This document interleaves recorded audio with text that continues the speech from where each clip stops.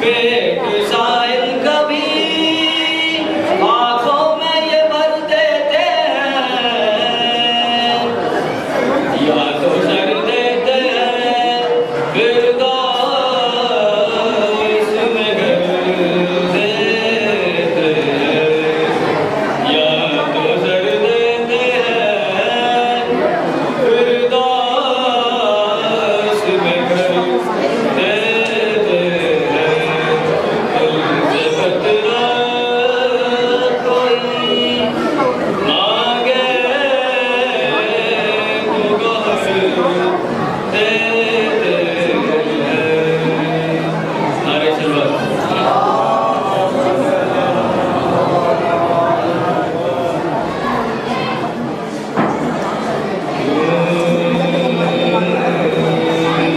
در بدر بھٹکتا ہے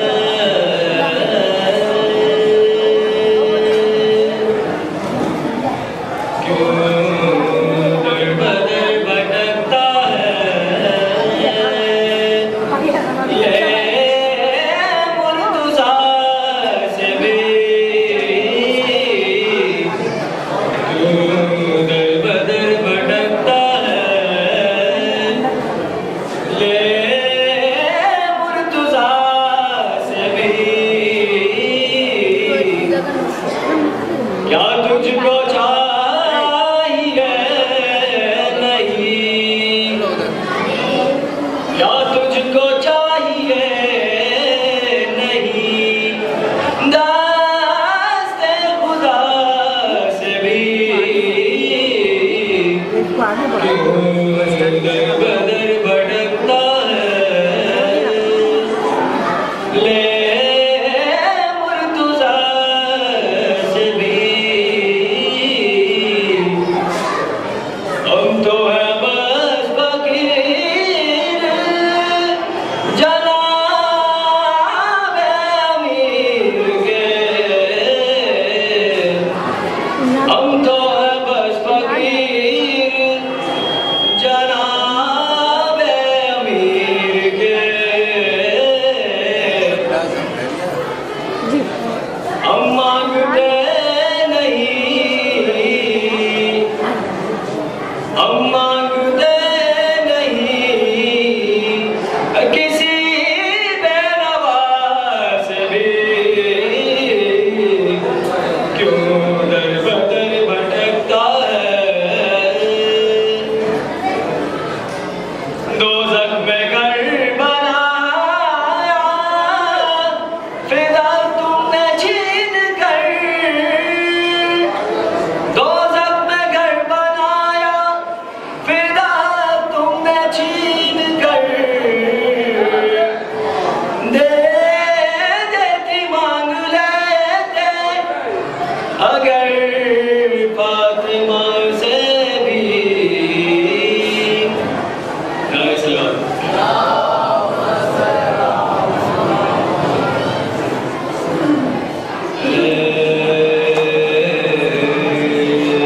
کلمہ کو بتا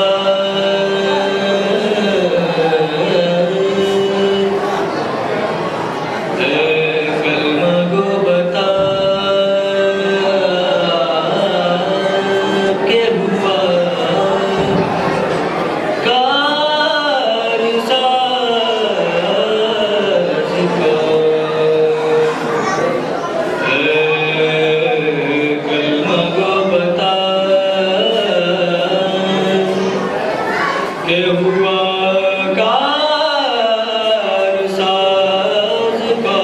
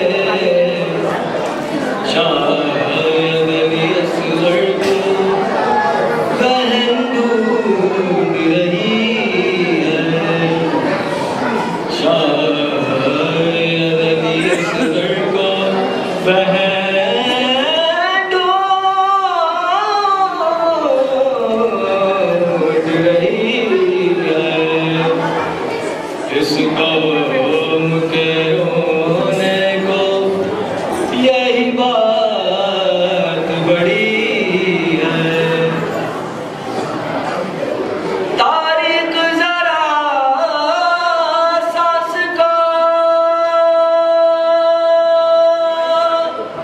روکے ہوئے رکھنا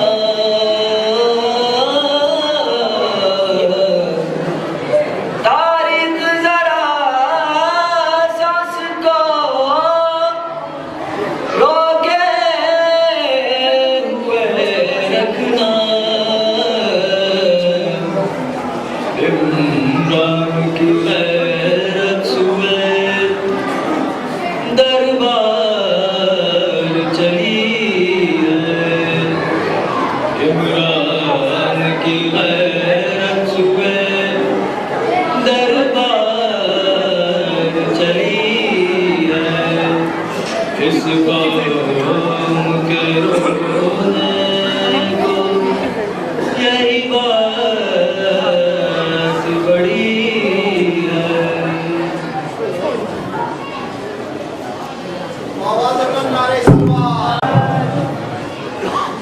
بخشش کے لیے ہے مرثیہ خوانی میری بخشش کے لیے ہے مرثیہ خوانی میری غم کے لیے ہے پیری و جوانی میری کبھی رونا ہے تو ہے کبھی آہیں بھرنا اس آب و ہوا سے ہے زندگانی میری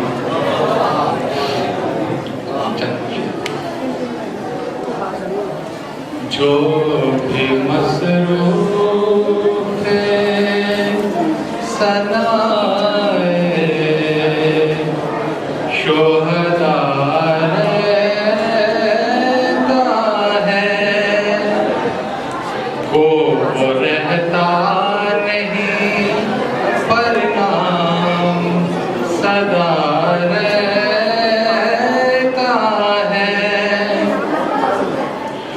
شمر کہتا تھا یہی ماں ہے علی اکبر کی جس کا ایک ہاتھ کلیجے پہ دھرا رہتا ہے یہ شرمندگی پانی کے نہ پہنچانے کی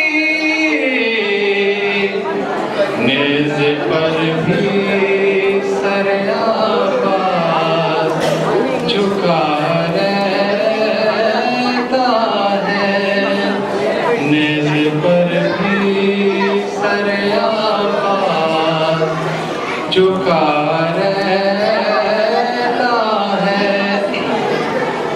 شام ہوتی ہے تو اونٹوں سے اترتے ہیں حرام پر سر شام تو نیزے پہ چڑھا رہتا ہے جو بھی مصروف ثنائے شہداء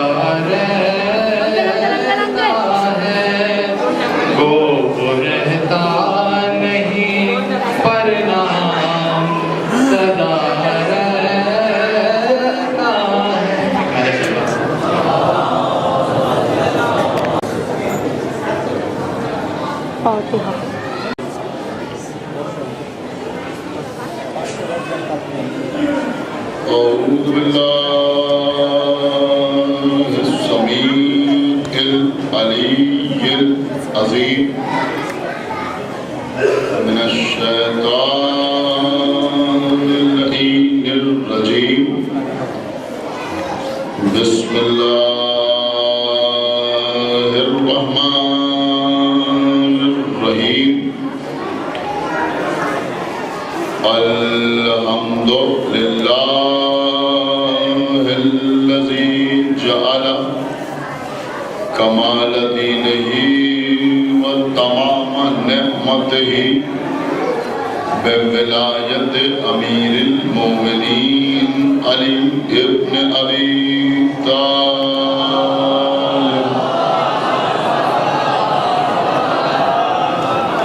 الصلاة والسلام علی صاحب الدین والاسلام والحل والحرام والرکن والمقام والصلاة والصیام والسجود والقیام والشریعت والاحکام والحجت والبرهان والمحبت والعرفان والحق والبیان والکتاب والقرآن سیدنا ونبینا وشفیعنا ومولانا ومولا الثقلین جد الحسن والحسین ابی القاسم محمد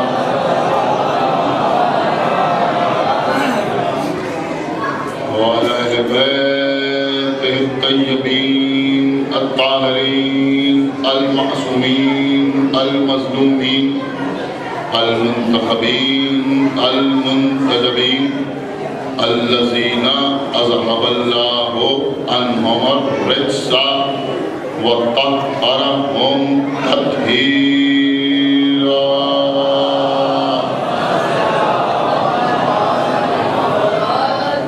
ولعنۃ اللہ علی اعدائہم وقتلتہم وغاصبی حقوقہم ومنکری فضائلہم ومصائبہم وشجاعتہم وسخاوتہم وطہارتہم وولایتہم وعظمتہم وعطشہم اجمعین من الآن الى یوم الدین اللہم عذبہم عذابا یستغیث منہ اہل النار آمین رب العالمین اما بعد فقد قال اللہ سبحانہ تبارک وتعالی فی کتابہ المجید وفرقانہ الحمید وقولہ الحق بسم اللہ الرحمن الرحیم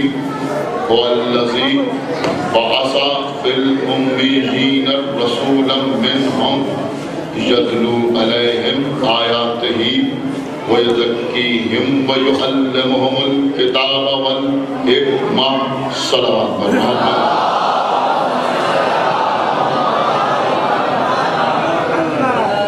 حضرت 13 محرم الحرام کو جس سلسلہ گفتگو کا آغاز کیا تھا، آج اس سلسلے کی 8ویں اور آخری کڑی ہے۔ سورہ جمعہ کی دوسری آیت مبارکہ مسلسل ایمان بیان رہی، جس پر خالق کائنات کی ارشاد فرما رہا ہے کہ اللہ وہ ہے جس نے امیین کے درمیان انہی میں سے ایک کو رسول کی حیثیت سے مبعوث فرمایا، اور اللہ کا وہ رسول امیین کے درمیان آیات الہی کی تلاوت کرتا ہے، ان کے نفسوں کو پاک کرتا ہے اور ان کو کتاب اور حکمت کی تعلیم دی۔ عام طور پر ایسے افراد جو صرف کلمے میں محمد کا نام لے لینا اپنے ایمان کو ثابت کرنے کے لیے کافی سمجھتے ہیں، لیکن رسول کی معرفت حاصل کرنے کی کوشش نہیں کرتے۔ انہوں نے عام طور پر یہی سمجھا کہ امیین سے مراد عرب کے جہلا، اور ترجمہ اس طرح کیا جانے لگا کہ اللہ کہہ رہا ہے کہ ہم نے عرب کے جاہلوں میں انہی میں سے ایک کو رسول بھیجا۔ اور پھر یہ تصور پیش کیا جانے لگا کہ کیونکہ پیغمبر عرب کے جاہلوں کے درمیان آئے اور انہی میں سے تھے، لہذا پیغمبر بھی نہ لکھنا جانتے تھے نہ پڑھنا۔ لیکن تو ہم شیعہ کہلاتے ہیں اور ہم پر جہاں بہت سے الزامات لگتے ہیں، وہاں ایک الزام یہ بھی لگتا ہے کہ یہ لوگ رسول کو نہیں مانتے، اہل بیت کو مانتے ہیں مگر رسول کو نہیں مانتے۔ ان کا عقیدہ اور نظریہ یہ ہے کہ جبرائیل وہی لے کر مولا علی کے پاس آ رہے تھے اور بھولے سے غلطی سے رسول اللہ کے پاس، حالانکہ آج نہ ہمارے کسی عالم نے یہ لکھا نہ ہمارے کسی عالم یہ تحقیق یہ پڑھا، لیکن ہم پر جہاں بہت سے الزامات لگتے ہیں وہاں ایک الزام یہ بھی ہمارے شعراء پر یہ الزام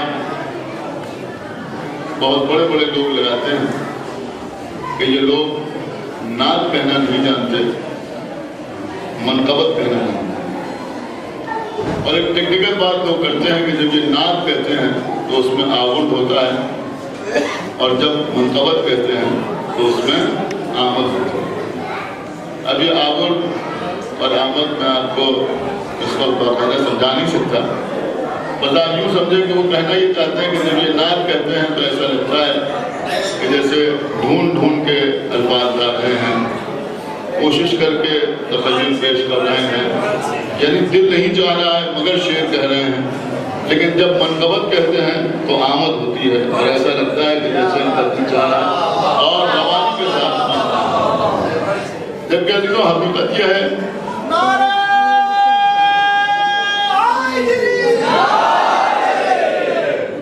اللہ تک صلوات بنابر محمد۔ اللہ میں پرچہ ہی پڑھ سکتا ہوں، اس میں لکھا ہوا ہے اور جو مستورات پیچھے بیٹھی ہوئی ہیں وہ سنیں کہ اس پرچے میں لکھا ہوا ہے کہ مستورات کو خاموش کیا جائے، صلوات بنابر محمد۔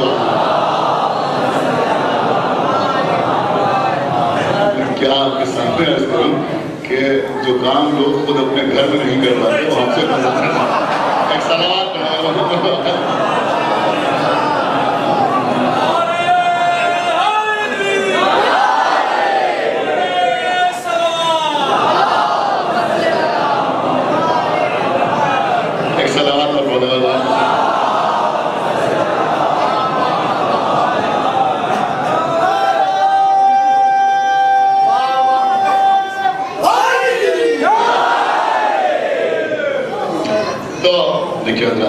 پرچے کا اثر ہوا، ایک صلوات پڑھ محمد والے۔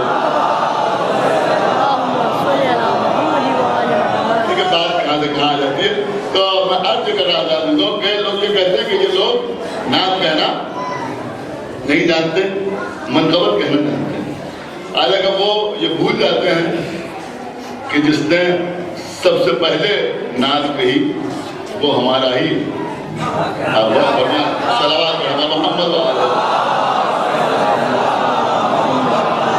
اور اس کا ذکر اگر کہیں ہوتا ہے تو ہماری ہی محفلوں میں ہوتا ہے، ہماری ہی مجلسوں میں، کیونکہ سب سے پہلے نعت کہنے والے کون کا جناب ابو طالب علیہ السلام۔ لیکن ابھی تو ہم یہ بھی آپ کے سامنے عرض کریں گے کہ بے شک نعت کہنا چاہیے اور نعت بہت اچھی چیز ہے اور بڑی مقدس چیز ہے اور یہ عبادت ہے، لیکن بغیر منقبت کے نعت اللہ کے رسول کو بھی اچھی نہیں لگتی۔ ایک صلوات پڑھیں محمد۔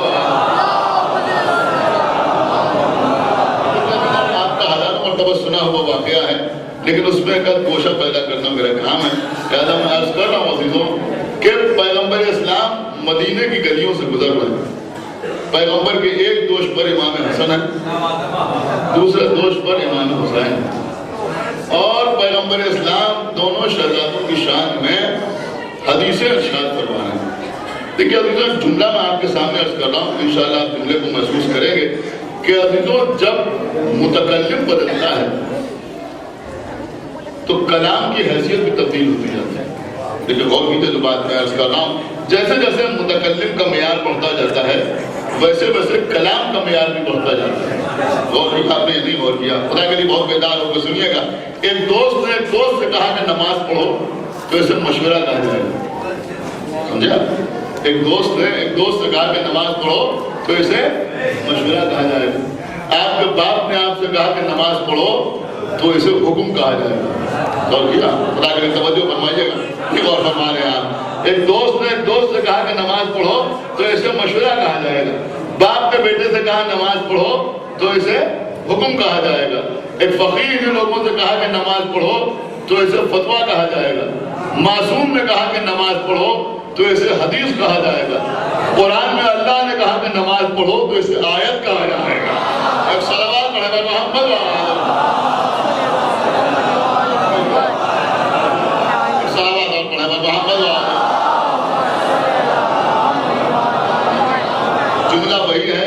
وہی ہے، لیکن جیسے جیسے متکلم کا معیار بلند ہوتا جاتا ہے ویسے ویسے جملے کے لیے الفاظ میں ترقی ہوتی جاتی ہے۔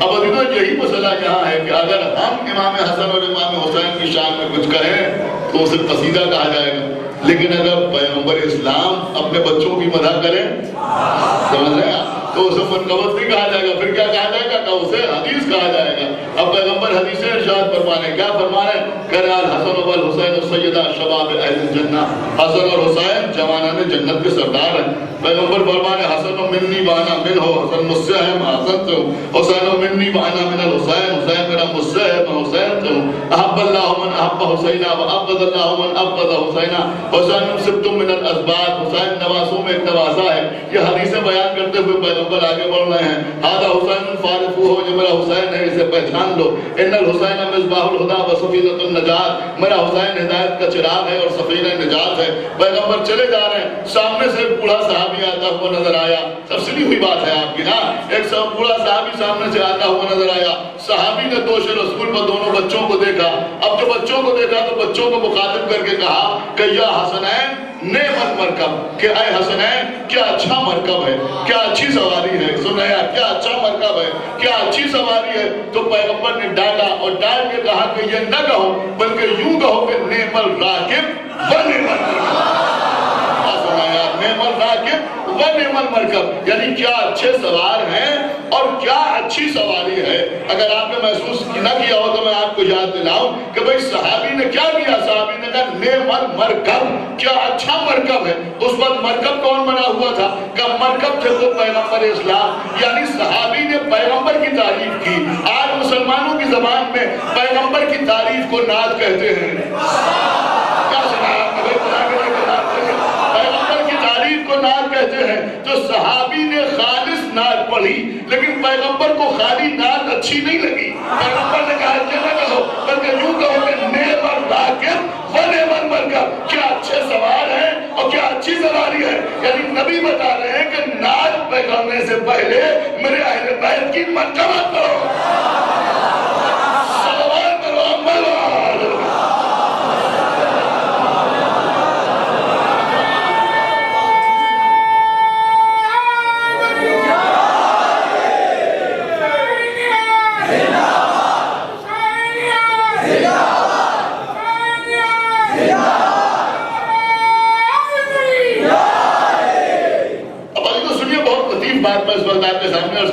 تمام نوجوان بیٹھے ہوئے، بچے بیٹھے ہوئے، ماشاءاللہ آپ بڑی دلچسپی کے ساتھ سماعت فرماتے ہیں۔ لہٰذا بہت سی چیزیں عرض کرنے کو جی چاہتا ہے کہ جب پیغمبر نے صحابی کو یہ جواب دیا، جب پیغمبر نے صحابی کو یہ جواب دیا تو صحابی رسول نے پیغمبر سے کہا اللہ کے رسول عرش کے دو گوشواروں میں سے ایک کو مجھے دے دیجیے۔ عرض کر رہا ہوں تمام نوجوان بیٹھے ہوئے، بچے بیٹھے ہوئے، ماشاءاللہ آپ بڑی دلچسپی کے ساتھ سماعت فرماتے ہیں۔ لہٰذا بہت سی چیزیں عرض کرنے کو جی چاہتا ہے کہ جب پیغمبر نے صحابی کو یہ جواب دیا، جب پیغمبر نے صحابی کو یہ جواب دیا تو صحابی رسول نے پیغمبر سے کہا اللہ کے رسول عرش کے دو گوشواروں میں سے ایک کو مجھے دے دیجیے۔ اور دیکھیں سوال کرنے والا صحابی بھی کوئی معمولی نہیں۔ تاریخ میں لکھا ہے کہ جس کو یادگار ہونے کا شرف حاصل، کیا سنائیں آپ؟ خدا کے لیے توجہ فرمائیے گا۔ اب تو آپ پہچان گئے نا کون صحابی ہے؟ رسول کا بوڑھا صحابی۔ رسول سے کہہ رہے یا رسول اللہ عرش کے دو گوشواروں میں سے ایک کو مجھے دے دیجئے، ایک کو مجھے دے دیجئے۔ عزیزوں آپ مجھے بتائیں پیغمبر کون ہے؟ کہ پیغمبر خلق عظیم بفائز ہے، پیغمبر خلق عظیم بفائز ہے۔ دیکھیے عزیزوں جو بات اخلاق کے منافی ہے، ہم اپنے بچے کو اپنی گود میں لے کے اپنے محلے میں باہر نکلے، سامنے کوئی شخص آ رہا ہے، ہم اسے پسند نہیں کرتے، آپ اور نہیں کریں کیا سن رہے ہیں آپ بھائی، وہ ہمیں اچھا نہیں لگتا، آپ غور کریں وہ ہمیں اچھا نہیں لگتا، ہم اسے پسند نہیں کرتے، لیکن اس نے ہمارے بچے کے لیے گود بڑھا دی، اسے کہا یہ بچے کو مجھے دے دیجئے، چاہے ہمیں وہ اچھا لگے یا نہ لگے، ہم اسے پسند کریں یا نہ کریں، لیکن اخلاقاً مروتاً کچھ نہ کچھ اپنے بچے سے کہیں گے بیٹا چلے جاؤ گود میں، ان کی عمر کے حساب سے یہ چچا ہے ان کی گود میں چلے جاؤ۔ آپ غور فرما رہے ہیں اگر ہماری سسرال کی طرف کے رہنے والے تو ہم نے کہا ماموں ہیں گود میں چلے جاؤ، سمجھ رہے ہیں آپ نہیں سمجھ رہے ہیں، بزرگ ہیں ہم نوان بہت روانی بہت ہے، بزرگ ہیں، ہم نے کہا بیٹا چلے جاؤ ان کی گود میں، ہم نے بیٹا ان کی گود میں چلے جاؤ، یہ تمہارے دادا ہیں ادھر کے رہنے والے، ہم نے کہا بیٹا چلے جاؤ نانا ہوتے ہیں، کیا کر رہے ہیں آپ غور نہیں کر رہے ہیں، کہا بیٹا چلے جاؤ گود میں، اب بچہ خود سے گود میں نہ جائے وہ بات الگ ہے، خود سے گود میں نہ جائے ہماری گود میں رہے، کسی بھی صورت ان کی گود میں جانے پر راضی نہ ہو وہ بات الگ ہے، لیکن ہم نہیں کہیں گے کہ ہم اپنے بچے کو آپ کی گود میں نہیں دیں گے، اس لیے کہ ہمارے محلے میں رہنے والا ہے، روز آ کے ہمارے ڈرائنگ روم کی زینت بڑھانے والا ہے، ہم پسند کرتے ہو یا نہ کرتے ہو، لیکن ہم بچے کو مان رہے ہیں تو ہم کہیں گے بیٹا چلے جاؤ، بچہ خود نہ جائے بات الگ ہے۔ اب جب ہمارا جیسا بدخلق، سمجھ رہے ہیں، اب جب ہمارا جیسا بدخلق اس بات کو گوارا نہیں کرتا کہ کوئی ہمارے بچے کو مانگے تو ہم نہ دیں، تو وہ رسول کے جس کے لیے اللہ نے کہا کہ ہم نے اسے خلق عظیم کو فائز کیا، کیا سنا ہے، خلق عظیم کو فائز کیا، اس سے صحابی کہہ رہے ہیں عرش کے 2 گوشواروں میں سے ایک کو مجھے دے دیجئے، یعنی یہ حسن کو مجھے دے دیجئے یا حسین کو مجھے دے دیجئے، تو پیغمبر نے کہا کہ سب کچھ ممکن ہے مگر یہ ممکن نہیں۔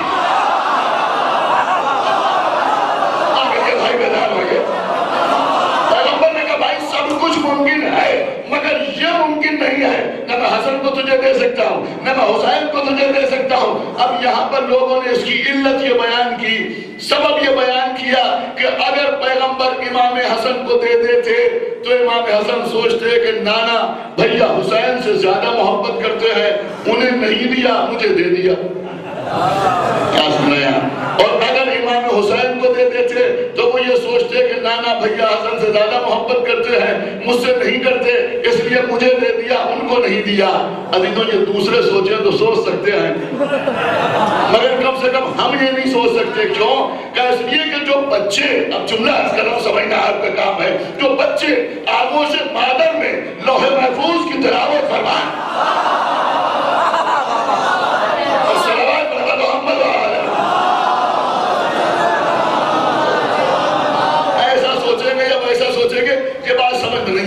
تو اب پیغمبر نے کیوں نہیں دیا یہ تو پیغمبر ہی جانے، لیکن ایک بات ہماری بھی سمجھ میں آئی، بہت توجہ آپ حضرات کی، ایک بات ہماری بھی سمجھ میں آئی، ہو سکتا ہے اگر ہم رسول سے پوچھیں تو پیغمبر جواب دے کہ اگر حسن اور حسین، خدا کے لیے جملے کو رائگا نہ جانے دیجیے کہ بڑی محنت سے عرض کر رہا ہوں، ہو سکتا ہے پیغمبر جواب دے کہ اگر یہ حسن اور حسین صرف میرے نواسے ہوتے تو میں دے دیتا، اگر یہ صرف علی کے نقطے جگر ہوتے تو میں دے دیتا، اگر یہ صرف میری بیٹی کے نور نظر ہوتے تو دے دیتا۔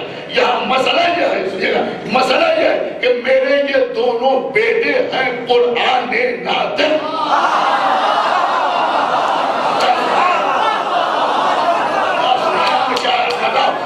رسول جواب دے، نہیں ابھی آپ عالم ہو کے جام آپ کو لے آنا چاہتا ہوں، ہو سکتا ہے رسول جواب دے میرے دونوں بچے ہیں قرآن ناطق، قرآن ناطق، اور ماننے والا وہ ہے کہ چند دن پہلے میں نے قرآن ثابت کی چند آیتیں اس کے حوالے کی، اور جو آپ کہیں نہیں پہنچے، میں نے سورہ برات اس کے حوالے کیا تو اللہ نے کہا اس سے واپس لو،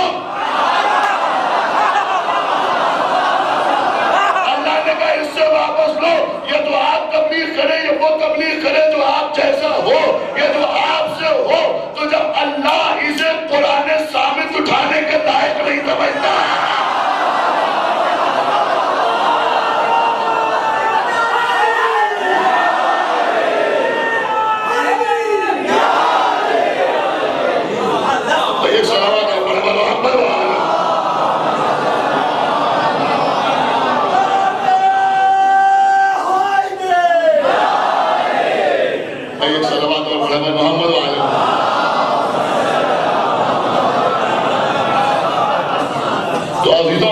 میں اس وقت عرض کرنا چاہ رہا تھا کہ ہم پر الزام لگتا ہے کہ یہ لوگ نعت کہنا نہیں جانتے. اس لیے اس سال میں نے ساری مجلسوں میں پیغمبر کا تذکرہ کیا, پیغمبر کا ذکر کیا, اور کیا پیغمبر کا ذکر کیا. اور الحمدللہ کہ ہم پیغمبر کا ذکر تو کر رہے تھے, بڑی دور سے جملہ کہہ رہا ہوں, مگر ہم کو مجھ میں سے یہ بھی نہیں کہنا پڑا کہ کہو سبحان اللہ.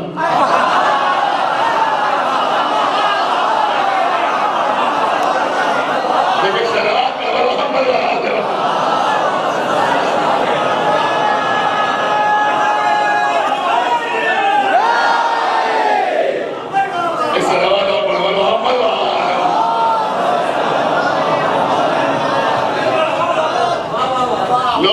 خود ہی داد دے رہے تھے.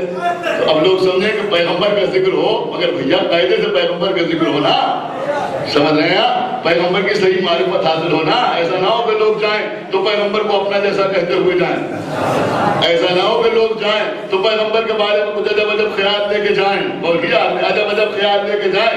یہاں یہ مسئلہ نہیں ہے. تو اسی لیے میں نے عرض کیا کہ امیین کے معنی کیا ہے. امیین کے معنی ہیں جناب اسماعیل کی اولاد, جناب حاجرہ کی اولاد. میں پھر دہرا رہا ہوں اس لیے کہ جو لوگ دل نہ ہو وہ سی ڈی خرید کے دیکھیں تاکہ بات جو ہے ان کی سمجھ میں آئے کہ امیین کے معنی کیا ہے. کہ بنی اسرائیل کے مقابلے میں اولاد جناب حاجرہ نے اپنے کو امیین کہنا شروع کیا. اور چونکہ سارے نبی بنی اسرائیل میں آئے تھے, لہذا اللہ نے جب پیغمبر کو بھیجا تو چونکہ پیغمبر اسلام اولاد جناب اسماعیل میں تھے, امیین میں تھے, لہذا اللہ نے اشارہ کیا کہ هو الذی بعث فی الامیین رسولا منہم, کہ ہم نے, آپ غور فرمائیں, ہم نے امیین کے درمیان ایک کو رسول بنا کے بھیجا. یہ رسول جو ہے یہ بنی اسرائیل میں نہیں ہے بلکہ امیین میں ہے, امیین میں ہے. اور عزیزو کل میں نے ایک رب دیا تھا, اور آج کی مجلس میں اسی رب کو آگے بڑھانا ہے تاکہ میں مسائل تک پہنچ سکوں. پوری توجہ آپ برداشت کی چاہتا ہوں کہ رسالت ختم ہوئی امیین پر, سمجھ رہے ہیں آپ, رسالت ختم ہوئی امیین پر, یعنی آخری نبی ہے امیین میں سے, اور آخری امام ہوگا فاطمیین میں سے. سمجھ رہے ہیں آپ, ایک صلوات پڑھیں محمد, آخری امام ہوگا وہ فاطمیین میں سے ہوگا. دیکھیے عزیزوں, امام عصر کے سلسلے میں اس وقت 2000 باتیں میں عرض کروں گا, بہت توجہ آپ برداشت کی چاہتا ہوں. دیکھیے عزیزوں, خدا کے لیے توجہ فرمائیے گا, اور آخری موقع پر بھی بات ثابت ہوگی جو میں عرض کر رہا تھا. دیکھیے عزیزوں, اب جو سلسلہ آگے بڑھا تو یہ فاطمیین بھی ہے اور یہی امیین بھی ہے. آپ غور نہیں کر رہے میں کیا عرض کر رہا ہوں, یہی فاطمیین بھی ہے اور یہی امیین بھی ہے. آپ کو پرسوں کی مجلس یاد ہے یا نہیں یاد ہے؟ میں نے آپ کے سامنے عرض کیا تھا کہ پیغمبر نے فرمایا کہ میری امت کے علماء بنی اسرائیل کے انبیاء سے افضل ہیں. میری امت کے علماء بنی اسرائیل کے انبیاء سے افضل ہیں. اب وہ علماء کون ہیں؟ تو ہمارے چھٹے امام نے فرمایا کہ نحن علماء, کہ ہم علماء ہیں, وشیعتنا متعلمین, اور ہمارے شیعہ ہمارے طالب علم ہیں. اس کا مطلب یہ ہوا کہ یہ جو ہمارے معصومین کا, ہمارے ائمہ کا سلسلہ ہے, یہ وہ علماء ہیں جو بنی اسرائیل کے انبیاء سے افضل ہیں. اب سنیے عزیزوں, ہم نہیں کہہ رہے ہیں. سوائق محرکہ, حجر مکی کی لکھی ہوئی کتاب سوائق محرکہ, سوائق محرکہ میں بھی موجود ہے, صحیح مسلم میں بھی موجود ہے کہ پیغمبر اسلام نے ارشاد فرمایا کہ جب دنیا ظلم و جور سے بھر جائے گی, سن رہے ہیں, جب دنیا ظلم و جور سے بھر جائے گی, جب دنیا ظلم و جور سے بھر جائے گی, سوائے گناہ کے کچھ اور نظر نہیں آئے گا, تو پیغمبر نے فرمایا کہ میرا 12واں خلیفہ, تمہارا 12واں امام دنیا میں آئے گا. سن رہے ہیں, الگ الگ نہیں, تو تمہارا 12واں امام دنیا میں آئے گا, اور جب وہ دنیا میں آئیں گے تو جناب عیسیٰ بھی دنیا میں آئیں گے. سن رہے ہیں آپ, جناب عیسیٰ بھی دنیا میں آئیں گے. اب جب نماز کا وقت آئے گا, پہنچے یا نہیں پہنچے, اب جب نماز کا وقت آئے گا تو ہمارا 12واں جانشین اخلاقاً مروتاً, اخلاقاً مروتاً जनाब ईसा से कहेगा कि आप नमाज पढ़ाइए, आप नमाज पढ़ाइए, तो ईसा हाथ जोड़ के कहेंगे, हाथ जोड़ के कहेंगे कि आप नमाज पढ़ाइए, इसलिए कि इस नमाज को, देखिए जुमले को रायगा ना जाने दीजिएगा, जो सवाल के मुहर्रिका का जुमला है, ये मुनाफिकीन के लिए भी ज़र्ब है और मुकस्सरीन के लिए भी ज़र्ब है। मैं कुछ अर्ज कर रहा हूँ, पूरी तवज्जो के साथ सुनिएगा। तो जनाब ईसा कहेंगे कि नमाज आप पढ़ाइए, इसलिए कि इस नमाज को आप ही के लिए कायम किया गया है।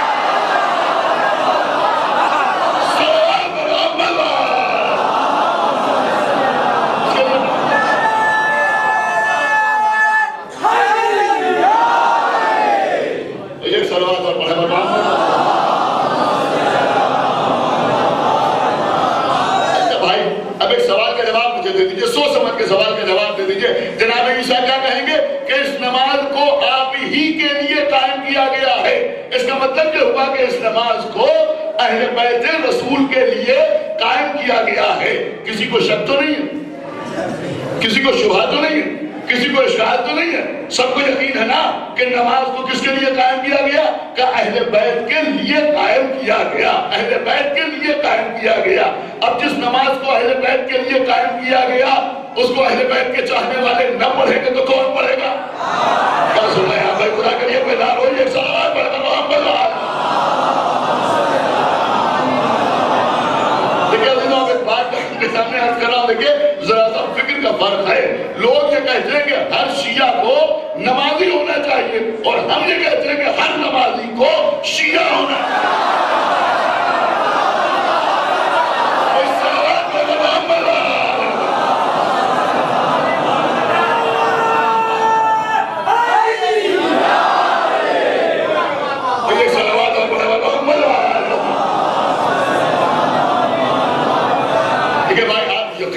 यकीन माने मैं मिंबर पर बैठा हुआ हूँ और मेरे ख्याल में मैं तकरीबन इस मिंबर से 14 साल पहले मैंने 1997 में सब पहली बार यहाँ पढ़ा था।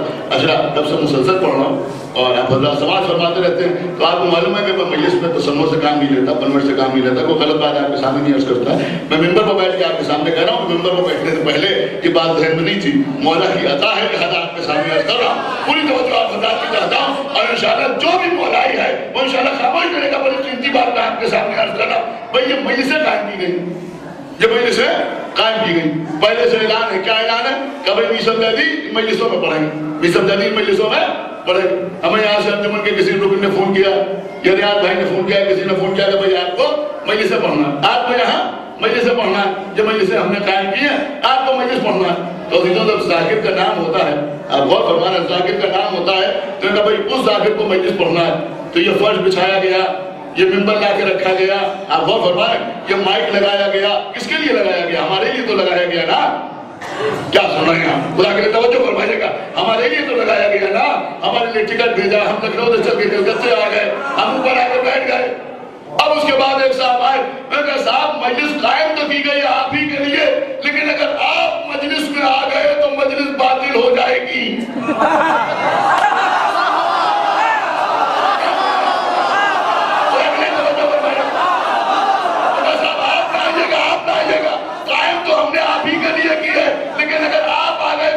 खराब हो जाएगी तो हम कहेंगे भैया फिर टाइम ही क्यों की थी, हमको बुलाया ही क्यों था, हमको बुलाया ही क्यों था। मजलिस में आ गए तो मजलिस बातिल हो जाएगी।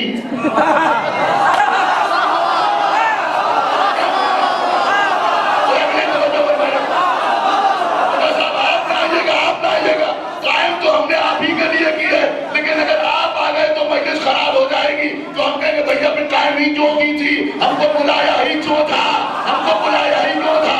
हमें जब नमाज कायम ही हुई है अहले बैत के लिए,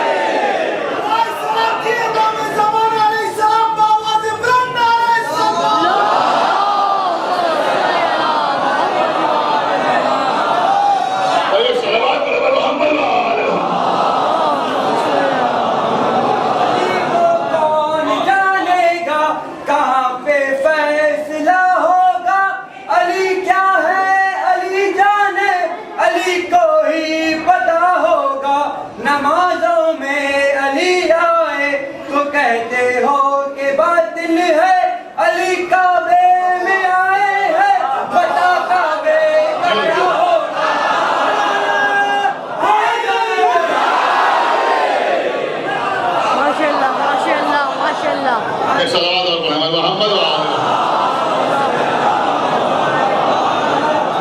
سنیے عزیزو، تو جناب عیسیٰ یہ کہیں گے کہ نماز آپ پڑھائیے، اس نماز کو اللہ نے آپ ہی کے لیے قائم کیا ہے، اس نماز کو اللہ نے آپ ہی کے لیے قائم کیا ہے۔ اس کا مطلب یہ ہوا کہ نمازوں کا قیام ہے اہل بیت کے لیے، سمجھ گیا؟ نمازوں کا قیام ہے اہل بیت کے لیے، اہل بیت کے لیے نماز پڑھنے سے انسان اہل بیت کے قریب ہوتا ہے۔ مطلب دنیا اس کا نماز پڑھنے سے انسان اہل بیت کے قریب ہوتا ہے۔ نماز کی نیت یہی ہوتی ہے قربۃ الی اللہ، اللہ کی قربت حاصل کرنے کے لیے۔ کیا سمجھا گیا؟ نہیں اور کیا آپ نے؟ اللہ کی قربت حاصل کرنے کے لیے ہی تو نماز پڑھی جاتی ہے نا۔ جب کوئی نماز آپ ایسے پڑھتے ہیں جس کی نیت قربت الی اللہ نہ ہو، کہا نماز کی نیت ہوتی ہے قربت الی اللہ، اللہ کی قربت حاصل کرنے کے لیے، اللہ کی قربت حاصل کرنے کے لیے۔ عزیزو، دنیا میں قربت حاصل کیسے ہوتی ہے؟ شرما صاحب سلمان کے پہلو کو بیٹھے ہوئے ہیں، ان کو ان کی قربت حاصل ہے، یہ شبیر صاحب پہلو بیٹھے ہیں، ان کو ان کی قربت حاصل ہے۔ آپ غور فرما رہے ہیں؟ توجہ فرمائیے گا۔ تو اس کا مطلب یہ ہوا کہ پہلو میں آنے سے قربت حاصل ہوتی ہے۔ غور کیا یا نہیں غور کیا؟ پہلو میں آنے سے قربت حاصل ہوتی ہے۔ یہ یوں کہہ لیا جائے کہ اگر پہلو مل جائے تو قربت حاصل ہوتی ہے۔ اللہ جانے پہنچے آگے نہیں پہنچے، اگر پہلو مل جائے تو قربت حاصل ہوتی ہے۔ اب بھری ہوئی مسجد میں مولا علی کو مخاطب کر کے رسول اللہ نے فرمایا کہ یا علی انت جنب اللہ، یا علی آپ اللہ کا پہلو ہے، پہلو۔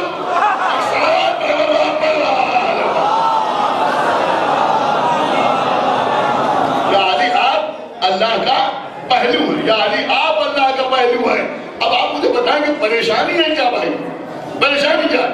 اگر نماز کی تبلیغ یہ کہہ کے کی جائے کہ نماز پڑھو قبل اس کے کہ تمہاری نماز پڑھی جائے، کسی کو پریشانی نہیں۔ اگر یہ کہہ کے نماز کی تبلیغ کی جائے کہ آپ کو نماز کے لیے فرصت نہیں، تعجب ہے، تو سب نے سبحان اللہ کیا نعرہ دیا ہے اور کیا آپ نے؟ نماز سے مت کہیے کہ ہمیں کام کرنا ہے، کام سے کہیے کہ ہمیں نماز پڑھنا۔ حالانکہ یہ سارے جملے خدا نے بنائے ہوئے ہیں، خاطی انسانوں کے خلق کیے ہوئے ہیں، لہذا ان کی حیثیت الصلاۃ خیر من النوم سے زیادہ نہیں۔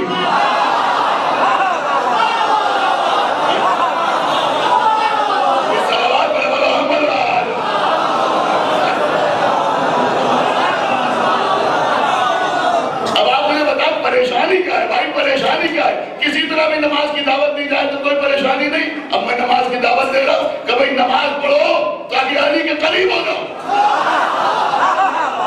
صلوات پڑھے محمد و آل محمد، صلوات پڑھے محمد و آل محمد۔ تو سنائے آپ تو جناب عیسیٰ نماز پڑھیں گے۔ کہاں نماز پڑھیں گے جناب عیسیٰ؟ کہ جناب عیسیٰ پیچھے کھڑے ہو کے نماز پڑھیں گے اور ہمارے امام آگے کھڑے ہو کے نماز پڑھیں گے۔ عیسیٰ پیچھے، امام آگے۔ کچھ غور نہیں کیا؟ عیسیٰ پیچھے اور امام آگے کھڑے ہو کے نماز پڑھیں گے۔ اب آپ کی سمجھ میں آیا نبی کی حدیث کا مطلب کہ میری امت کے علماء اگلی بار بیدار ہو، یہ میری امت کے علماء بنی اسرائیل کے انبیاء سے افضل ہیں۔ بنی اسرائیل کا آخری نبی جناب عیسیٰ، بنی اسرائیل کے آخری نبی جناب عیسیٰ اور امیین کی آخری فرد ہمارے امام،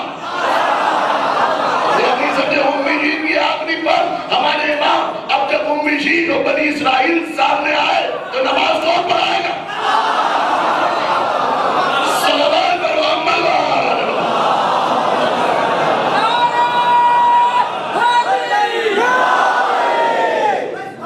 ایک صلوات پر محمد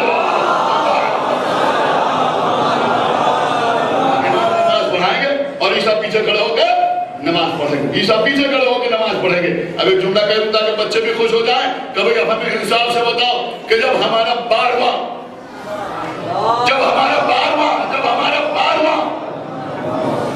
عیسیٰ جیسے نبی کے پیچھے نماز نہیں پڑھتا،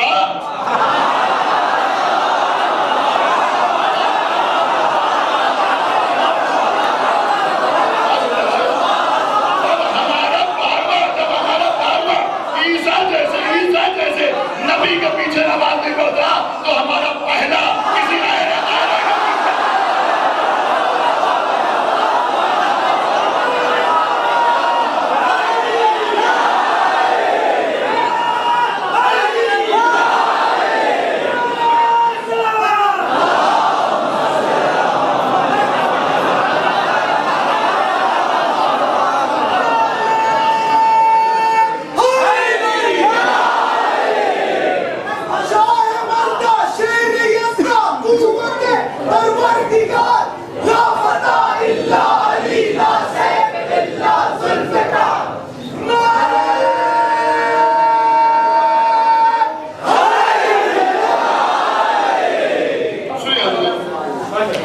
آج جو مجلس آخری مجلس ہے اور 12 نبی تابوت کی برآمد ہونا ہے، مجھے مسائل بھی پڑھنا ہے، جو مسائل میں کوئی کمی نہیں کروں گا. آپ حضرات اطمینان سے بیٹھے. آج جو باتیں میں آپ کے سامنے عرض کرنا چاہ رہا ہوں پوری توجہ آپ بتا کے چاہتا ہوں عزیزوں. دیکھیے عزیزوں، آخری امام کے سلسلے میں کوئی فرقہ ایسا نہیں ہے جس کی کتابوں میں یہ ساری باتیں لکھی نہ ہوں. یہ جو کچھ میں نے آپ کے سامنے عرض کیا یہ اصول کافی سے نہیں عرض کیا، یعنی وہاں بھی ہے کہ نہ سمجھے گا وہاں نہیں ہے، وہاں بھی ہے. یہ میں نے ملا یاسر فقی سے نہیں پڑھا، یہ میں نے بہار سے نہیں پڑھا، تحریر یا استفسار سے نہیں پڑھا، بلکہ یہ میں نے پڑھا ہے آپ کے سامنے سوائے محرقہ سے. یہ میں نے آپ کو بتایا صحیح مسلم سے. اور میں آپ کے سامنے عرض کروں عزیزوں، سوائے محرقہ میں یہ بھی تحریر ہے کہ پیغمبر نے فرمایا کہ وہ آخری آنے والا ہم اہل بیت میں سے ہو. جو آخری ہوگا وہ ہم اہل بیت میں سے ہو.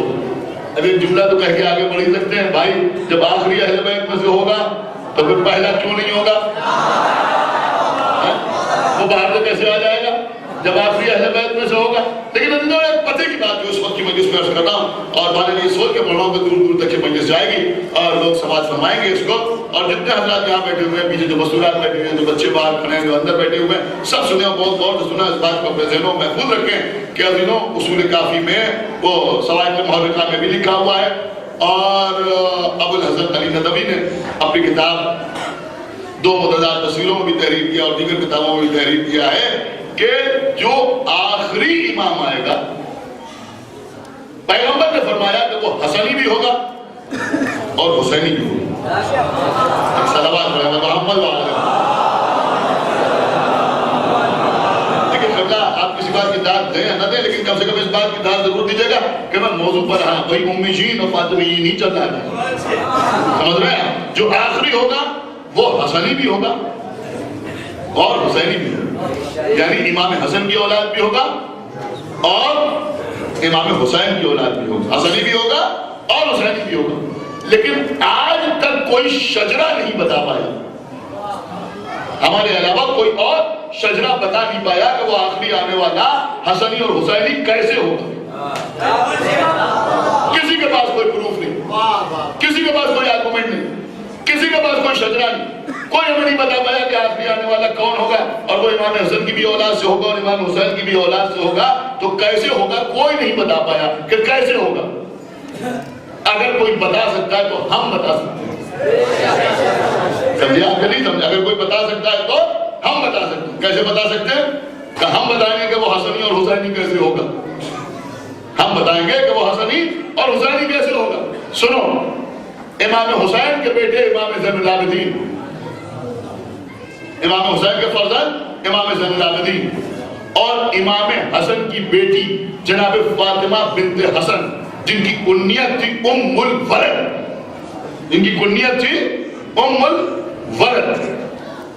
امام زین العابدین اور جناب ام الولد یعنی فاطمہ بنت حسن کی شادی ہوئی. کیا سنا غور بھی کیا آپ نے؟ خدا کے لیے بے اعلان ہو کے سنیے گا. یعنی امام حسن کی بیٹی اور امام حسین کا بیٹا. میرا دل چاہتا ہے کہ میں کہہ دوں کہ ایک بار قرآن نے پھر زہرا پڑھا، مرج البحرین یلتقیان. ایک بار پھر قرآن نے زہرا پڑھا، مرج البحرین یلتقیان. ایک معصوم کی بیٹی، ایک معصوم کا بیٹا، ایک امام کی بیٹی، ایک امام کا بیٹا. سمجھ رہے ہیں؟ ایک امام کی بیٹی، ایک امام کا بیٹا. ان دونوں میں عقد ہوا اور پھر ہمارے 5ویں امام امام محمد باقر کا ظہور ہوا. پھر ہمارے 5ویں امام امام محمد باقر کا ظہور ہوا. اس کا مطلب یہ ہوا کہ ہمارے 5ویں امام امام حسن کے نواسے، امام حسین کے پوتے، امام حسن کے نواسے، امام حسین کے پوتے. ایک بات سمجھ میں آئی کہ ننیال اور ددیال دونوں طرف سے فاطمیین میں شمار. فاطمیین میں شمار کون؟ کہ ہمارے 5ویں امام امام محمد باقر. اب دوسرے تو کہتے ہیں جو 12واں آئے گا وہ حسنی بھی ہوگا حسینی بھی ہوگا. یہاں 5ویں امام سے جو سلسلہ چلا وہ حسنی بھی ہے حسینی بھی ہے. صلوات کرو محمد وعلیہ.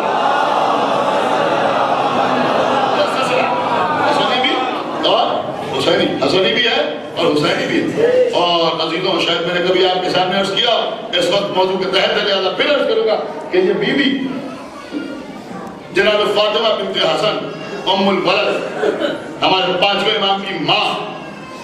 اب میں پڑھ رہا ہوں اپنی کتاب سے، اصول کافی میں بھی تحریر ہے، مناقب آل ابی طالب میں بھی تحریر ہے. سمجھ رہے ہیں آپ؟ اصول کافی کتاب حجت اور مناقب آل ابی طالب میں بھی موجود ہے. علامہ ابن شاہ شوب نے لکھا ہے کہ یہ بی بی جناب فاطمہ بنت حسن ہمارے چھٹے امام جعفر صادق علیہ السلام ارشاد فرماتے ہیں، ہمارے چھٹے امام ارشاد فرماتے ہیں کہ میری جدہ یعنی میری دادی صدیقہ غور کیا؟ کون کہہ رہا؟ ہمارے چھٹے امام فرماتے ہیں کہ میری دادی صدیقہ تھی، یعنی جو خود صادق ہے وہ کہہ رہا ہے کہ وہ صدیقہ تھی. میں ایک جملہ کہوں گا کہ صدیقہ کیوں نہ ہو بھائی، صدیقہ کی پوتی ہیں، صدیقہ کی پوتی ہیں تو صدیقہ تھی. اور اس کے بعد فرمایا کہ میری دادی ایک دیوار کے قریب بیٹھی ہوئی تھی کہ دیوار حالت رکوع میں آ گئی. سمجھ رہے ہیں؟ دیوار حالت رکوع میں آ گئی، ایسا لگا کہ اب دیوار گرنے والی ہے. لیکن امام نے فرمایا کہ میری جدہ یعنی امام حسن کی بیٹی، 5ویں امام کی ماں، چھٹے امام کی دادی، 4تھے امام کی زوجہ. اب غور فرما لیں، یہاں بھی بی بی عصمتوں میں گری ہوئی ہے نا؟ کیا سن رہے ہیں؟ عصمتوں میں گری ہوئی ہے نا؟ آپ کے چھٹے امام نے فرمایا کہ میری دادی کھڑی ہوئی اور دیوار کی طرف اشارہ کیا اور اشارہ کر کے فرمایا کہ ابھی اللہ نے تجھے گرنے کی اجازت نہیں دی. نہیں ابھی تو آپ نے بہت ہلکے انداز میں جملہ سن لیا کہ بی بی نے فرمایا کہ ابھی اللہ نے تجھے گرنے کی اجازت نہیں دی. کل جیسے ہی بی بی نے یہ کہا ویسے ہی دیوار اپنی جگہ پر اسی حالت میں رک گئی. دیوار ویسے ہی رک گئی. اب عزیزوں اگر دیوار ایسے ہی رکی رہتی تو ہو سکتا ہے کوئی کہتا کہ وہ گر ہی کہاں رہی تھی. وہ تو شیعوں کی عقیدت ہے جو یہ کہتے ہیں لہذا بی بی کچھ فاصلے پر گئی، جب دیوار کی زد سے باہر آ گئی تو پھر دیوار کی طرف دیکھا، کہاں اب اجازت ہے گر جا. صلوات علی محمد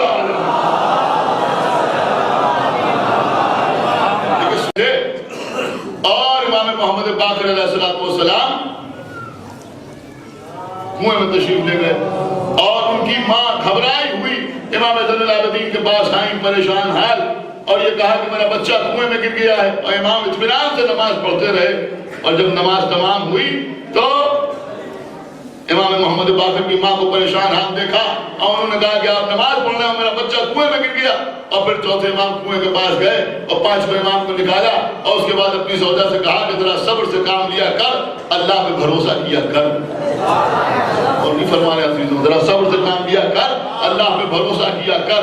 عزیزوں 4تھے امام کی شان عبادت بیان کرنے کے لیے روایت تو لکھ دی گئی، آپ نے غور کیا، لیکن کبھی آپ نے یہ سوچا کہ ایک تو معصوم کنویں میں چلا گیا، کیا سن رہے ہیں آپ؟ خدا کے توجہ فرمائیے گا، ایک تو معصوم کنویں میں چلا گیا اور پھر بھائی دوسری بات یہ ہے کہ جو بی بی اتنا اختیار رکھتی ہو،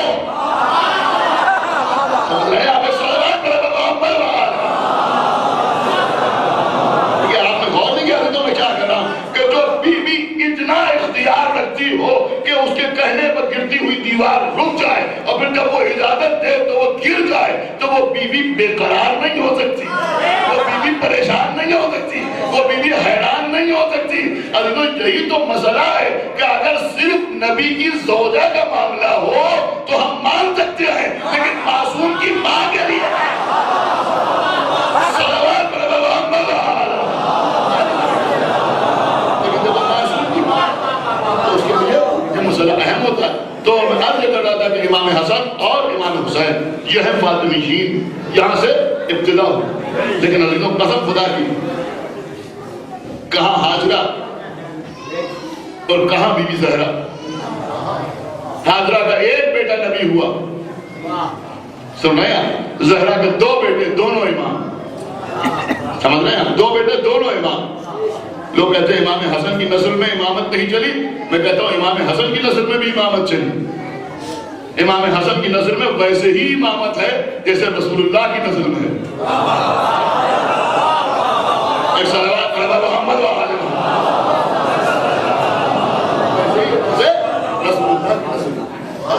صرف ایک بہت قیمتی بات اس وقت آپ کے سامنے عرض کر کے بات کو تمام کروں، اس لیے کہ آزاد احترام کو زحمت نہیں دینا چاہتا، ابھی جلوس بھی ہے اور تابوت کی زیارت بھی ہوگی، آپ حضرات ماتم بھی کریں گے، آج میں چاہتا ہوں کہ مسائل میں بھی میں کوئی کمی نہ کروں۔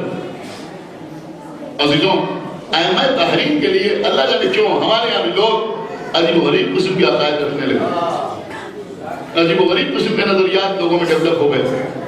اب وہ یہ سمجھنے لگے کہ نبی اور ہوتا ہے، امام اور ہوتا ہے، رسول اور ہوتا ہے، ولی اور ہوتا ہے، اور کر رہے ہیں عجب عجب مثالیں دی جانے لگی، عجب عجب باتیں کی جانے لگی، سمجھ رہے ہیں؟ میں نے کہا کہ صاحب نبی کے لیے وحی ہوتی ہے، امام کے لیے الہام ہوتا ہے، ایک لفظ استعمال کیا جاتا ہے نا، نبی پر وحی آتی ہے، امام کے لیے الہام ہوتا ہے۔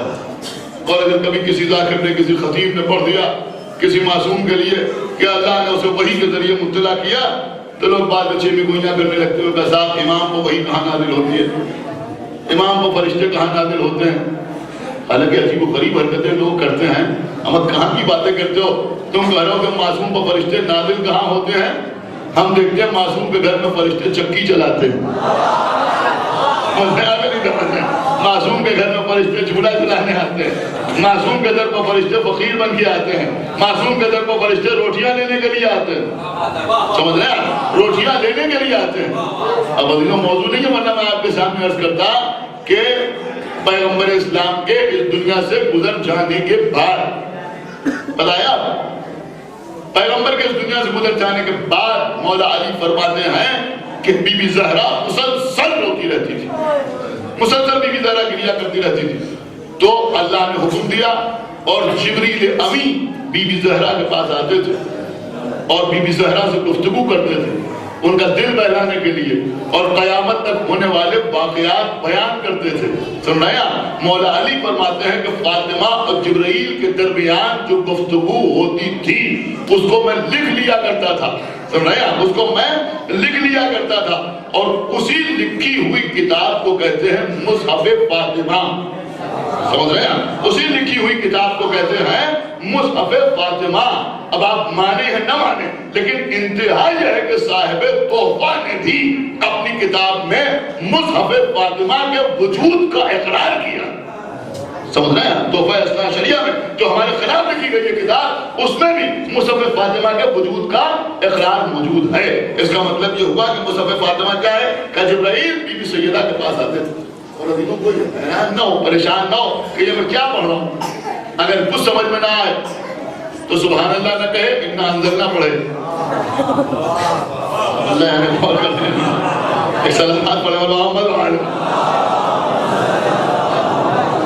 انا انزلنا پڑھیے، بات سمجھ میں آ جائے گی۔ انا انزلناہ فی لیلۃ القدر وما ادراک ما لیلۃ القدر لیلۃ القدر خیر من الف شہر تنزل الملائکۃ والروح فیہا بإذن ربہم من کل امر۔ اللہ کہہ رہا ہے کہ ہم نے اس قرآن کو شب قدر میں نازل کیا، اور تم کیا جانو کہ شب قدر کیا ہے؟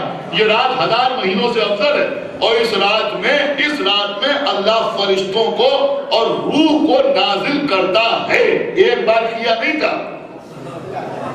بلکہ اللہ نازل کرتا ہے۔ اس کا مطلب یہ ہوا کہ رسول کی آنکھ بند ہونے کے بعد سے لے کے آج تک اور قیامت تک، سمجھ رہے ہیں، قرآن سے یہ ثابت ہے کہ شب قدر میں فرشتوں کا نزول ہوتا ہے، فرشتوں کا نزول ہوتا ہے۔ سارے اسلامی فرقوں کے علماء سے سوال ہے کہ قرآن یہ بتا رہا ہے یا نہیں کہ ہر سال شب قدر میں فرشتے نازل ہوتے ہیں، کہاں نازل ہوتے ہیں؟ تو ہمیں اتنا بتا دو کس پر نازل ہوتے ہیں؟ کس پر نازل ہوتے ہیں؟ رسول اللہ کی آیت بند ہونے کے بعد فرشتے آئے تو کہاں ہے؟ کس کی طرف گیا؟ تو ماننا پڑے گا کہ رسول کے بعد بھی ایک سلسلہ ایسا تھا، وقت ہوتا تو میں پوری تفصیلات آپ کے سامنے بیان کرتا اور القدس کے سلسلے میں بھی کچھ تذکرہ کرتا تھا کہ بات مکمل طور پر سمجھ میں آ جائے، لیکن بہرحال دامن وقت پہ گنجائش نہیں ہے، تو فرشتوں کا نزول ثابت ہے۔ اب عزیزوں قرآن سے سنیے بہت توجہ کے ساتھ، میں بات کو تمام کر دوں عزیزوں کہ امام حسن اور امام حسین، عزیزوں ایک حدیث ہے پیغمبر اسلام جو تقریباً ہر کتاب میں موجود ہے، لیکن اس حدیث کے 3 ٹکڑے ہیں، اس حدیث کے 3 ٹکڑے، جن میں کچھ لوگ 1 ٹکڑا پڑھتے ہیں، کچھ لوگ 2 ٹکڑے پڑھتے ہیں، 3 ٹکڑے تو میرے خیال میں نہیں کے برابر لوگ پڑھتے ہیں۔ میں حدیث سناؤں، پہلا ٹکڑا تو میرے خیال میں شاید ہی کوئی ایسا ہو جس کو یاد نہ ہو، شاید ہی کوئی ایسا ہو جس کو یاد نہ ہو۔ محمد الدین طبری نے بھی لکھا ہے، ابن خلدون نے بھی لکھا ہے، تمام سیرت نگاروں نے تحریر کیا، اور ہماری کتابوں میں تو ہر جگہ موجود ہی ہے کہ پیغمبر اسلام نے مسجد نبوی میں اپنے اصحاب کے سامنے امام حسن کو قریب بلایا، ایک ہاتھ امام حسن کے سر پر رکھا، ایک ہاتھ امام حسین کی ٹھڈی کے نیچے لگایا، امام حسین کے سر پہ ایک ہاتھ رکھا، ایک ہاتھ ٹھڈی کے نیچے لگایا، اور یہ فرمایا کہ حسین منی وانا من الحسین۔ یہ تو میرے خیال میں سب کو یاد ہے نا، سب کو یاد ہے، لیکن ابھی تو صرف اتنی حدیث نہیں۔ پھر پیغمبر نے فرمایا کہ احب اللہ من احب حسینا وابغض اللہ من ابغض حسینا۔ سمجھ رہے ہیں اس کا مطلب کیا ہوا؟ کہ جو حسین کو دوست رکھتا ہے اللہ بھی اسے دوست رکھتا ہے، اور جو حسین سے عداوت رکھتا ہے اللہ اس پر غضبناک ہوتا ہے۔ یہاں تک بھی آپ سنتے ہیں، لیکن اس کے آگے بھائی 1 ٹکڑا اور ہے، اور آپ کو معلوم ہے وہ ٹکڑا کیا ہے؟ کب پیغمبر نے فرمایا کہ حسین سبتم من الاسباط، حسین سبتم من الاسباط۔ بہت غور سے سنیے کیا فرمایا؟ حسین سبتم من الاسباط، یعنی پیغمبر نے فرمایا کہ میرا حسین نواسوں میں ایک نواسا ہے۔ یہی تو ترجمہ ہوگا نا، سبت کے معنی نواسا، اسباط کے معنی نواسے، سبتم من الاسباط یعنی حسین نواسوں میں ایک نواسا ہے۔ میں آپ حضرات سے پوچھنا چاہتا ہوں کہ رسول اللہ کو یہ کہنے کی ضرورت ہی کیا ہے؟ شاید آپ غور نہیں کرتے، یہ بتانے کی کیا ضرورت ہے؟ اگر رسول کہے کہ حسین میرا بیٹا ہے، میرے بیٹوں میں ایک بیٹا ہے، تب تو بات سمجھ میں آتی ہے کہ بتا رہے بیٹا۔ رسول کہے کہ میری آنکھوں کا نور ہے تو بات سمجھ میں آتی ہے، رسول کہے کہ میرے دل کی دھڑکن ہے تو بات سمجھ میں آتی ہے، لیکن پیغمبر کہہ رہے ہیں نواسوں میں ایک نواسا ہے، یہ تو سبھی مانتے ہیں۔ جب کوئی ایسا ہے تو امام حسین کو رسول کا نواسا نہ مانے، سمجھ رہے ہیں؟ حاکم شام تو اپنے دربار میں یہی کہا کرتا تھا کہ حسین کو رسول کا بیٹا کیوں کہا جاتا ہے، ابن نہ کہو بلکہ سبت کہو، یہی کہتا تھا کہ امام حسین کو رسول کا نواسا کہو، رسول کا بیٹا نہ کہو۔ خلفاء بنی عباس کو بھی یہی پریشانی تھی، خلفاء بنی امیہ کو بھی ہمیشہ یہی پریشانی رہی۔ تو اب آپ بتائیں کہ پھر رسول نے یہ کیوں کہا کہ حسین نواسوں میں ایک نواسا ہے؟ میرے خیال میں یہ ایک ایسا مسئلہ ہے جس سے کوئی انکار کرنے والا نہیں ہے۔ اگر آپ یہ کہیے کہ حسین نواسا رسول ہے تو سب کہتے ہیں حسین نواسا رسول ہے، اور رسول بھی کہہ رہے ہیں سبتم من الاسباط، حسین نواسوں میں ایک نواسا ہے۔ کیا ضرورت تھی رسول اللہ کو یہ کہنے کی؟ دیکھیں عزیزوں، کوئی سمجھدار خاموش نہیں رہے گا، بڑی قیمتی بات میں آپ کے سامنے عرض کر رہا ہوں۔ آپ سورہ نساء پڑھیے تو بات سمجھ میں آ جائے گی۔ سورہ نساء پڑھیے، اور سورہ نساء کی آیت نمبر 163 پڑھیے، 163 آیت نمبر 163 پڑھیے تو بات سمجھ میں آ جائے گی۔ خداوند عالم کیا کہہ رہا ہے؟ دیکھیں پوری توجہ سے حضرات کی چاہتا ہوں۔ اللہ کہہ رہا ہے اوحینا، یعنی اللہ کہہ رہا ہے کہ اللہ نے وحی نازل کی۔ کیا کیا؟ الہام نہیں کیا، الہام نہیں بات ہے، بلکہ اللہ نے وحی نازل کی۔ کس پر نازل کی؟ سن رہے ہیں؟ وَأَوْحَيْنَا یعنی اللہ نے وحی نازل کی اِلَىٰ ابراہیم، ابراہیم پر۔ سنیے بہت غور سے، وَإِسْمَاعِيلَ اور اسماعیل پر، وَإِسْحَاقَ اور اسحاق پر، سمجھ رہے ہیں؟ وَيَعْقُوبَ اور یعقوب پر۔ پھر اللہ نے کہا وَالْأَسْبَاطِ، نہیں غور کیا آپ نے؟ بھائی خدا کے لیے بیدار ہو، یہ نہیں غور کروا رہے آپ۔ وَالْأَسْبَاطِ اور نوازوں پر، سنا آپ نے نہیں سنا؟ وَالْأَسْبَاطِ اور نوازوں پر۔ اس کے بعد اللہ نے کہا کہ وہ عیسیٰ وَيُونُسَ، یعنی بعد میں اللہ نے عیسیٰ کا بھی نام لیا۔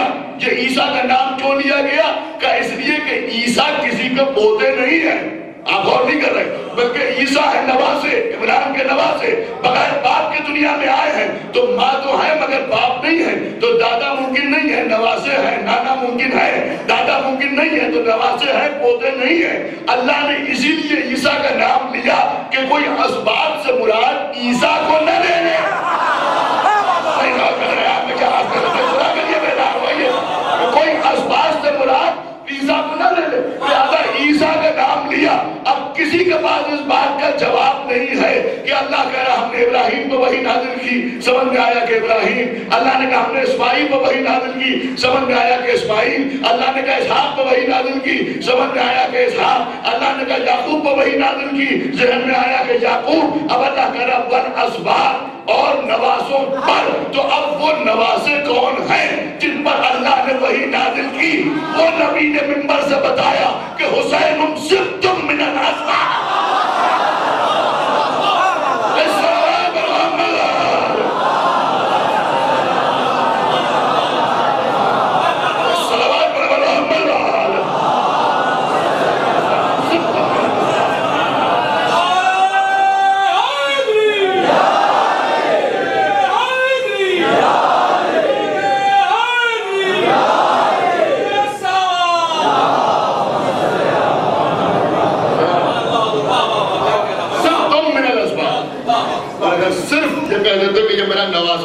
تب بھی شاید بات مکمل نہ ہوتی، لہذا فرمایا سبتم من الاسباط، یہ نواسوں میں ایک نواسا ہے، یعنی ایک ہی جملے میں امام حسین کی مدح بھی اور امام حسن علیہ السلام کی مدح. سبتم من الاسباط، یہ نواسوں میں ایک نواسا ہے. سمجھ رہے ہیں آپ؟ یہی میرے دو نواسے ہیں. اسی کے تو کل میں نے آپ کے سامنے عرض کیا تھا کہ یہی بچے ہیں جو آغوش مادر میں لوح محفوظ کی تلاوت کرتے ہیں. ہماری جان قربان امام حسن اور امام حسین علیہ السلام. کچھ لوگ سمجھتے ہیں کہ ماذ اللہ سبت اکبر امام حسن علیہ السلام میں کچھ شجاعت کی کمی ہمیں تھی. نہیں عزیزوں، تلوار کا ذکر تو آپ سنتے ہیں، لیکن آپ کو معلوم ہے صاحب سواجہ محرقہ نے لکھا ہے کہ کمسنی کے عالم میں امام حسن مسجد میں آئے اور جب آگے دیکھا کہ منبر پر کوئی اور بیٹھا ہوا ہے، سمجھ رہے ہیں؟ جب آگے دیکھا کہ منبر پر کوئی اور بیٹھا ہوا ہے تو سبت اکبر قریب آئے، آنکھوں میں آگے ڈال کے کہا کہ میرے بابا کی جگہ سے اترا. کہ یہی جملے ہیں کہ میرے بابا کی جگہ سے اترا اور اپنے بابا کی جگہ چلا. ایک صلوات پڑھ میرے بابا کی جگہ سے اترا اپنے بابا کی جگہ چلا. عزیزوں منبر سے اترنے والے، لیکن سوال میں محرقہ میں بابا ہے، نانا نہیں ہے. سمجھ رہے ہیں؟ ایک صلوات پڑھوا میرے بابا کی جگہ سے اترا اپنے بابا کی جگہ چلا. عزیزوں منبر سے اترنے والے، لیکن سوال میں محرقہ میں بابا ہے، نانا نہیں ہے. سمجھ رہے ہیں؟ ایک صلوات پڑھوا میرے بابا کی جگہ سے اترا اپنے بابا کی جگہ چلا. جب منبر سے اترے امام حسن کو گود میں لے کے منبر پر بٹھایا اور لوگوں کو مخاطب کر کے کہا کہ بے شک یہ نہیں کہ بابا کی جگہ ہے. سمجھ رہے ہیں؟ یہ میرے بابا کی جگہ ہے، یہ میرے بابا کی جگہ نہیں. عزیزوں جو لوگ کہتے ہیں کہ صاحب امام حسن کا مزاج کچھ اور تھا اور امام حسین کا مزاج کچھ اور تھا، انہوں نے صلح کر لی، انہوں نے جنگ کر لی، خدا ہم عالم درجات عالی کرے. مرحوم خطیب الایمان فرمایا کرتے تھے کہ جس سے امام حسن نے صلح کی اس سے امام حسین نے جنگ نہیں کی، اور جس سے امام حسین نے جنگ کی اس سے امام حسن نے صلح نہیں کی. تو یہ نہ کہو کہ بھائی بھائی کے مزاج میں فرق تھا، یہ کہو کہ باپ بیٹے کے مزاج میں فرق تھا. اس لیے کہ باپ نے صلح کر لی اور بیٹا جنگ پہ آباد ہو گیا. اور عزیزوں یہ امام حسن نے جو جناب قاسم کے بازو پر تعویذ باندھا تھا، یہ بتانے کے لیے کہ دیکھو کربلا کی جنگ میں میں بھی شریک ہوں. اگر میری صلح میں میرا بھیا ویسے ہی شریک تھا جیسے نانا کے ساتھ صلح حدیبیہ میں ہمارے بابا شریک تھے، تو کربلا کی جنگ میں اپنے بیٹے کے ذریعے میں بھی شریک ہوں. عزیزوں آج کی مجلس منسوب ہے امام حسن کے یتیم جناب قاسم سے. بہت دیر مجھے مسائل نہیں پڑھنا ہے، لیکن میں یہ چاہوں گا کہ آپ کی آوازیں بلند ہو جائیں. بی بی زہرا آپ کو دعائیں دیتی ہوئی واپس جائیں کہ خوشحال ہو تمہارے رونے والوں، اس لیے کہ تم اس پر رو رہے ہو جس پر رونے والوں کو کربلا میں رونے نہ دیا گیا. جناب کرمانی صاحب حیدرآبادی کے 4 مصرے بڑے اچھے لگتے ہیں مجھے، میرا دل چاہتا ہے میں آپ کے سامنے پڑھ دوں. انہوں نے فرمایا کہ قاسم کچھ ایسے تم نے فرائض ادا کیے کیسے رہوں بغیر تمہاری ثنا کیے. ارے بابا نے دل کے ٹکڑے کیے دین پر نثار, تم نے تو سارے جسم کے ٹکڑے فدا کیے.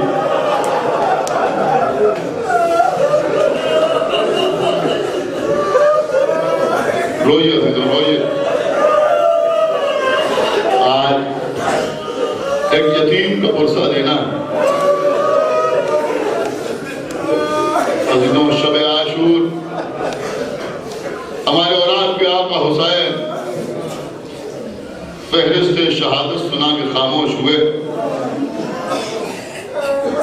13 برس کے کم سے اٹھا, چچا کیا میرا نام شہداء کی فہرست میں نہیں ہے؟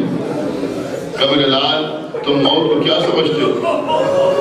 کہ اگر آپ کی محبت پہ موت آئے تو شہد سے زیادہ شیریں. میرے لال تمہارا نام بھی فہرست شہداء میں ہے, اور تمہارے 6 مہینے کے بھائی علی اصغر کا نام بھی فہرست شہداء ہے. جب اپنے نام سنا تو خوش ہو گئے, لیکن جب ششماہے کا نام سنا تو گھبرا کے پوچھا, چچا کیا اشقیا خیموں میں چلے آئیں گے؟ میرا بھیا تو میدان میں جانے کے لائق بھی نہیں ہے. کہا میرے لال میں تمہارے بھائی کو لے کے میدان میں جاؤں گا, سوال آپ کروں گا, علی اصغر کو تیر اور بلا کا نشانہ بنایا جائے. عزیزوں, پھر امام حسین نے فرمایا اب تم اپنے اپنے خیموں میں جاؤ. سب اپنے اپنے خیموں میں چلے گئے. عزیزوں, رات کے کسی پہر میں, دیکھیے عزیزوں مجھے مسائل پڑھ لینے دیجئے, ابھی آپ کے سامنے شبی برآمد ہوگی, لیکن میں چاہتا ہوں کہ مسائل پڑھوں. امام حسین علیہ السلام نے کہا تم اپنے اپنے خیموں میں جاؤ. امام حسین کے اصحاب و انصار و اقربا اپنے اپنے خیموں میں آئے. عزیزوں, امام حسین جناب زینب کے خیمے میں آئے, کچھ دیر گفتگو کرتے رہے. پھر کہا بہن زینب میں یہ دیکھنا چاہتا ہوں کہ اس وقت میرے انصار اور میرے اقربا اپنے اپنے خیموں میں کیا کر رہے ہیں. علامہ نجم الحسن قراروی ذکر العباس میں تحریر کرتے ہیں کہ امام حسین اپنے خیمے سے نکلے. سب سے پہلے امام حسین علیہ السلام نے انصار کے خیموں کا رخ کیا. عزیزوں, جب انصار کے خیموں میں پہنچے تو ایک مرتبہ دیکھا کہ ایک بڑے خیمے میں جناب حبیب ابن مظاہر ایک کرسی پر بیٹھے ہوئے ہیں, اور سامنے جناب حبیب کے انصار حسین بیٹھے ہوئے, اور حبیب انصار کو سمجھا رہے ہیں کہ دیکھو کل آل محمد کی قربانیوں کا دن ہے, کہیں ایسا نہ ہو کہ بنی ہاشم شہید ہو جائے اور ہم میں سے کوئی زندہ رہے.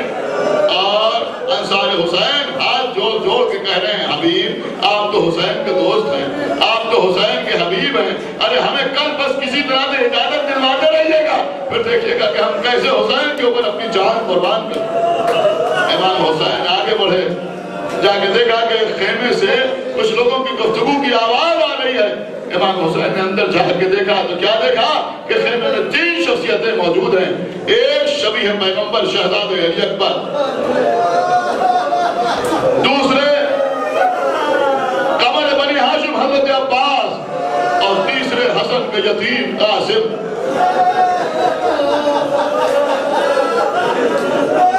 مجھے چند ذکر شہادت بھی پڑھنا ہے اور اس کے بعد ہی آپ کے درمیان آئے گا. عزیزوں, امام حسین علیہ السلام نے سنا کہ آپس میں گفتگو ہو رہی ہے. شہزادہ علی اکبر کہہ رہے ہیں چچا کل سب سے پہلے میں جا کے بابا پر اپنی جان قربان کروں. حضرت عباس نے منہ پر ہاتھ رکھا, میرے لال ایسا نہیں کہتے, پہلے میں جاؤں گا میدان. چچا اگر آپ مارے گئے تو میرے بابا کی کمر شکستہ ہو جائے گی. مگر میرے لال یہ بھی تو سوچو, اگر تم مارے گئے تو میرے آقا کی آنکھوں کا نور